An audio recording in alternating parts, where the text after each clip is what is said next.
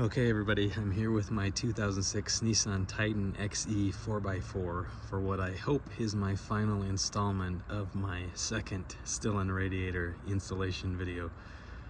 I want to say up front, if this is helpful to you, please like, subscribe, comment.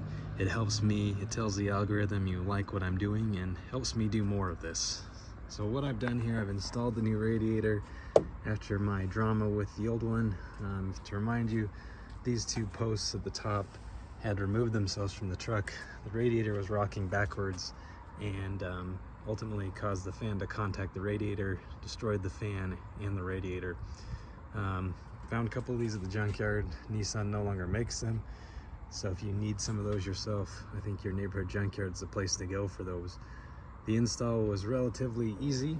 You take out the top post bolts, remove this bracket here from the AC condenser, remove the bolts from the shroud. There's two of them. I drained what was left of the coolant out of the bottom hose. There's also a petcock over here on the other side. Take off the top hose and this drain hose, and then you're able to start to get at the shroud. You can unbuckle the shroud, it's in two pieces, and take it out that way. But I found it far easier to get in there and take off the fan and the fan clutch. I'm not sure you can see it well here, but I have another video where you can see those 10mm nuts down there.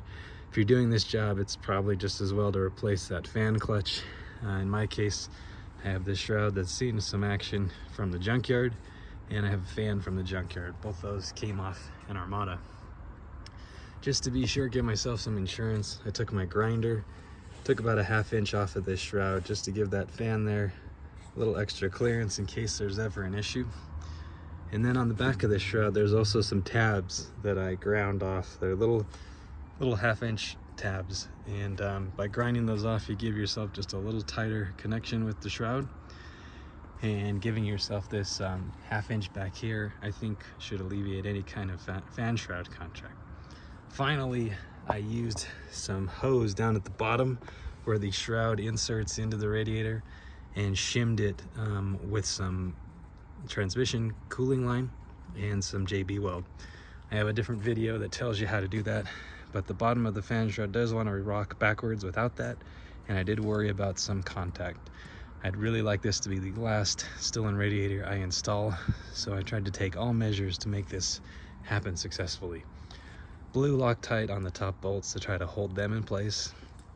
And in my case, I was able to take the old radiator out without removing the transmission cooler or the AC condenser. You can see down in there.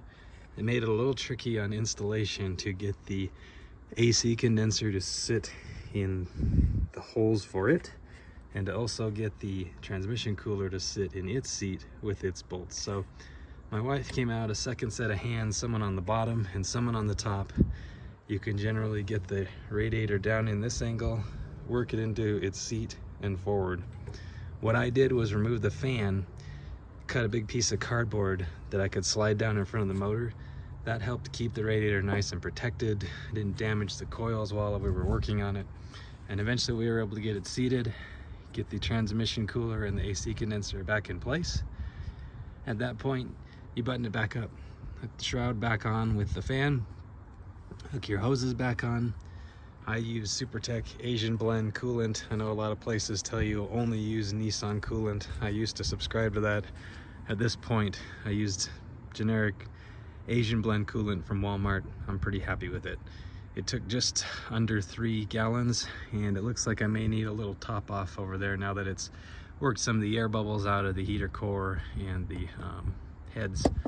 If you want to have some cheap insurance against bubbles in the heads, you can jack the truck up, get it on an angle, and that should help as you're filling the radiator to ensure those bubbles get out of there and you avoid any issues.